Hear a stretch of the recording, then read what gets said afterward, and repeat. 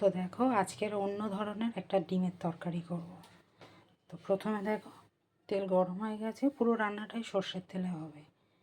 এবার আমি তেলের মধ্যে অল্প একটু নুন দিয়ে দেবো, কারণ তেলটা নুন না দিলে ডিমটা দিলে ফাটবে। এবার আমি ডিমটা দিয়ে দেবো।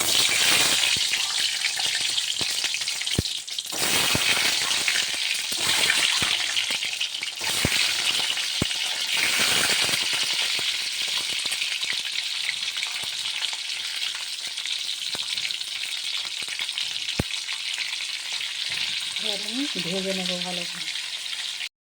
তো দেখো ডিম ভাজা হয়ে গেছে, এবার আমি এগুলো তুলে নেবো আস্তে আস্তে। এবার দেখো ওই তেলের মধ্যে আমি আদা রসুন বাটা দিয়ে দেব। এবার আমি ওর মধ্যে পেঁয়াজ বাটা দেব।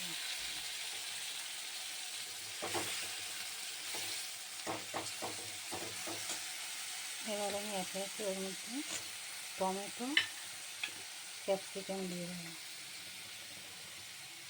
পরিমাণ মতন হলুদ দেব, নুন দেবো, দিয়ে একটা ভালো করে কষে নেব। তো দেখো মশলা থেকে তেল ছেড়ে দিয়েছে। এবার আমি এর মধ্যে কাশ্মীরি লঙ্কা দেবো, আর এবারে আলুগুলো সিদ্ধ করে রেখেছিলাম দিয়ে দেবো।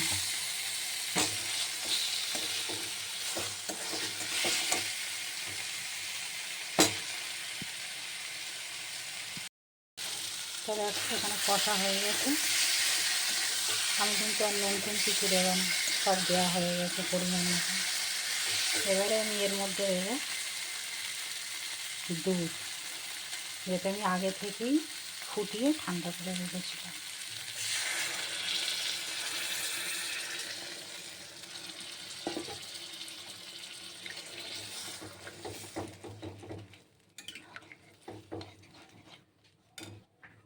এবার আমি সেদ্ধ যে ডিমটা ভেজে রেখেছিলাম সেটা দিয়ে দেব। এটা আমি 10 মিনিট হতে দেব।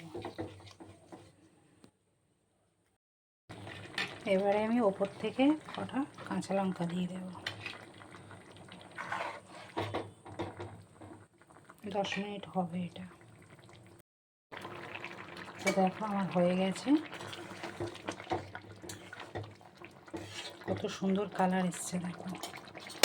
আচ্ছা এবারে আমি এর মধ্যে দেব জিরে ভেজে গুঁড়ো করা,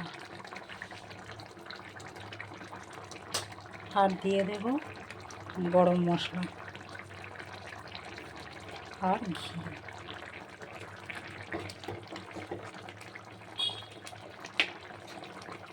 আমার রান্না শেষ।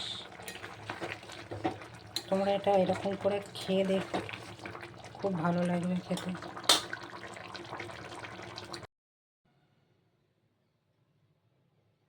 দেখো কত সুন্দর হয়েছে।